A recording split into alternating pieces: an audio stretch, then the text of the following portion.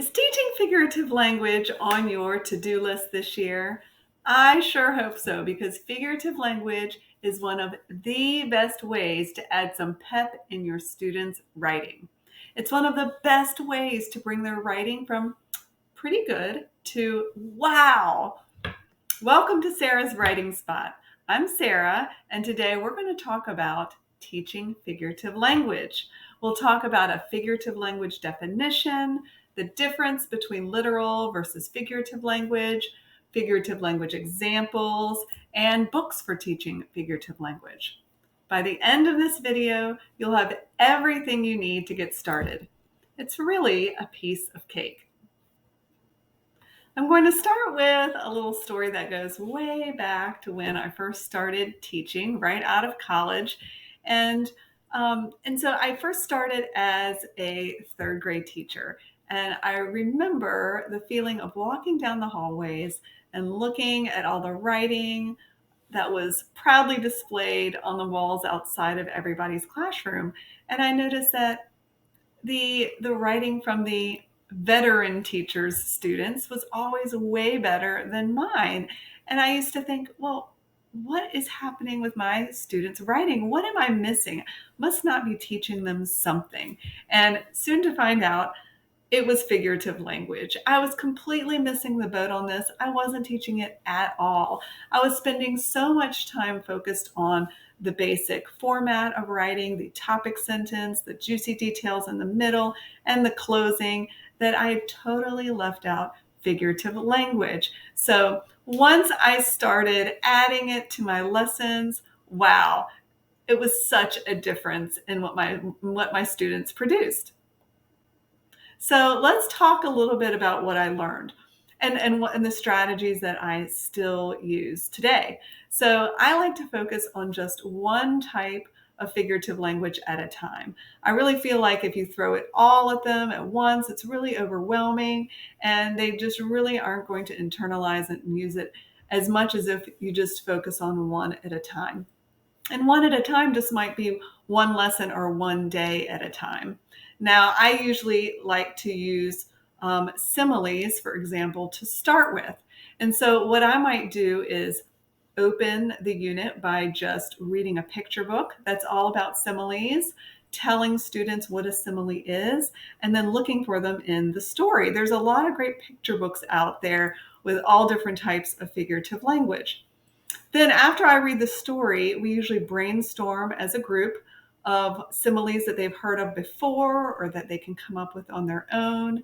This is also a great time to add any lists like that or jot down any notes in their student writing journals so that they can have that to keep.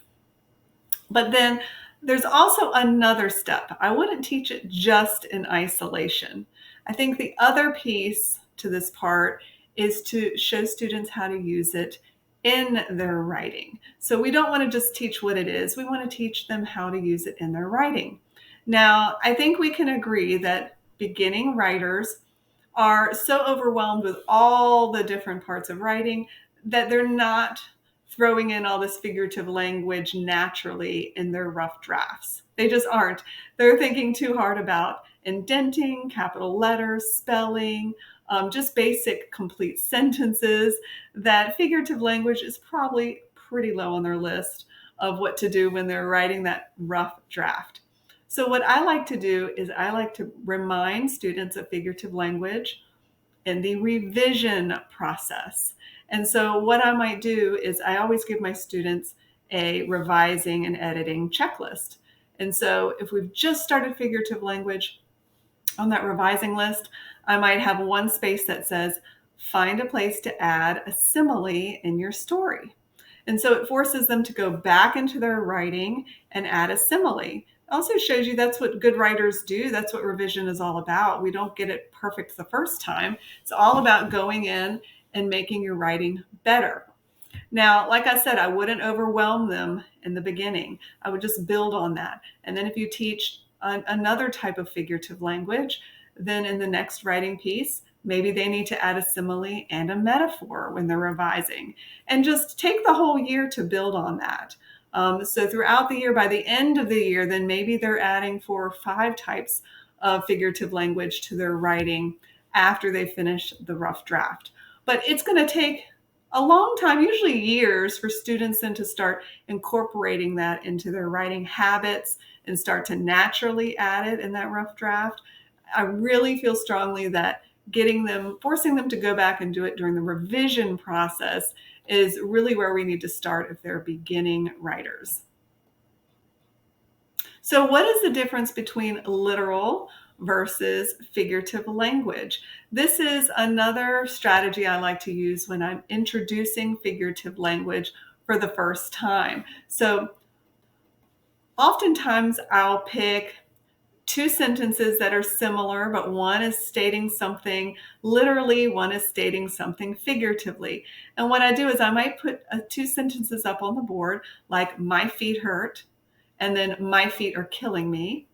And without putting literal and figurative headings anywhere on the board, I might just ask students, what's the difference in these two sentences? They're saying the same thing, but what's the difference between them? And have that conversation about one really can happen, and maybe one is kind of an exaggeration or maybe can't really happen in real life. And then build on that, add a few other examples on the board as well. Then, after students are getting used to comparing and analyzing the differences and similarities between this two type of language, then give it a heading. Then say, well, these sentences on the left, these are things that can all really happen. That's called literal. These on the right, these are the exaggerations, the more flowery language. That's called figurative. After that, you can go into a conversation of, why do you think writers use figurative language? Why are they going to write something if it's not truly true? Like, your feet can't kill you, but why would they say my feet are killing me?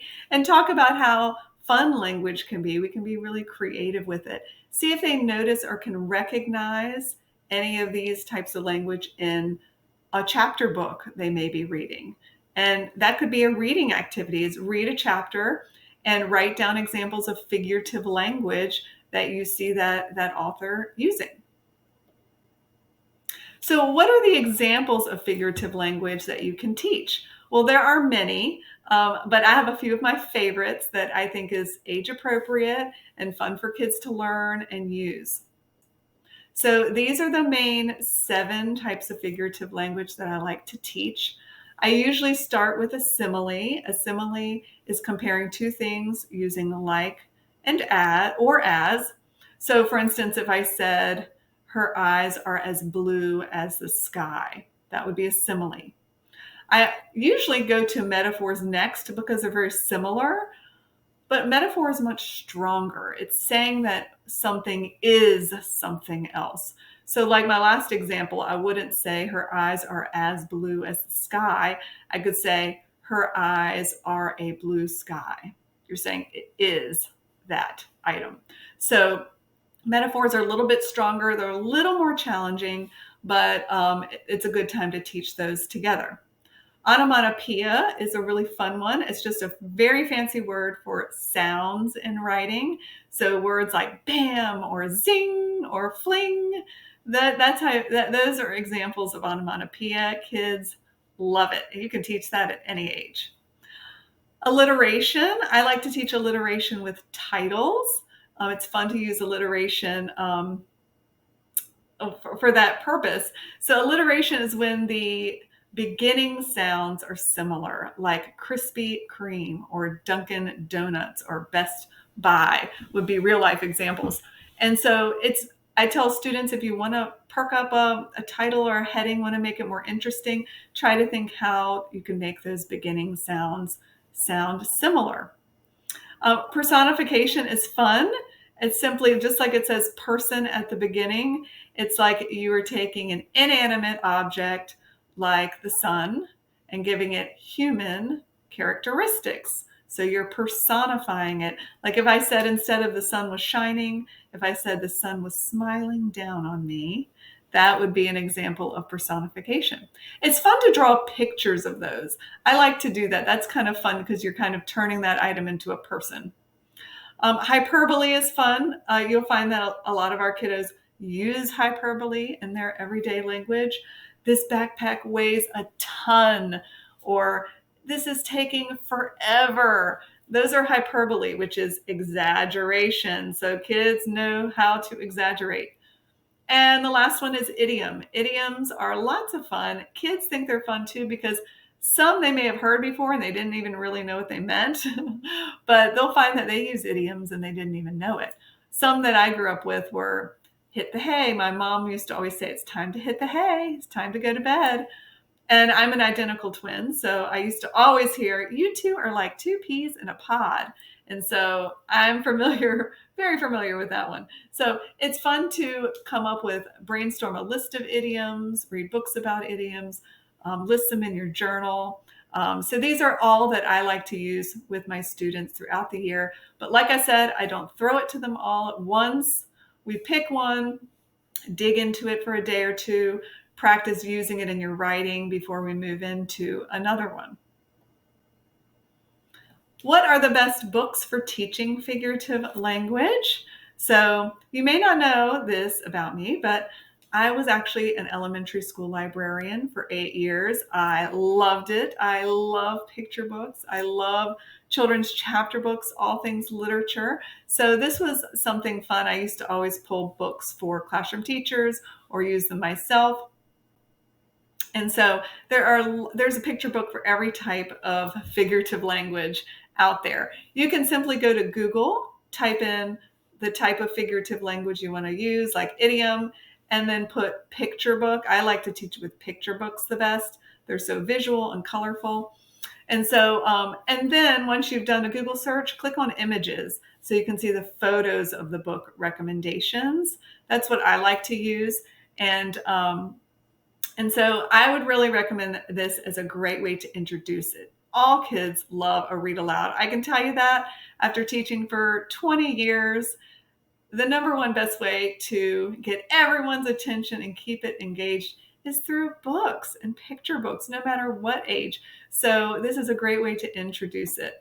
And if you would like a little help with this, I have a bundle in my TPT store of 6 types of figurative language with a lesson plan, some book recommendations. I have anchor charts that students can cut out and glue into a journal so they can look at for later reference when they're writing. If, for instance, if you were to say, put an idiom or hyperbole in your writing, they could flip back in their writing journals and look at that and remember before they add it. I also created some figurative language videos for my Instagram and YouTube channels. So if you'd like a little inspiration there, you can head over there and give those a try. Thanks for joining me today to learn all about teaching figurative language. If you learned something new, I would love if you could give this video a thumbs up or even share it with a friend who might need it. You can also hit the subscribe button too if you'd like to know when I post a new video. It's totally free, so why not, right? As always, have a great day and happy writing.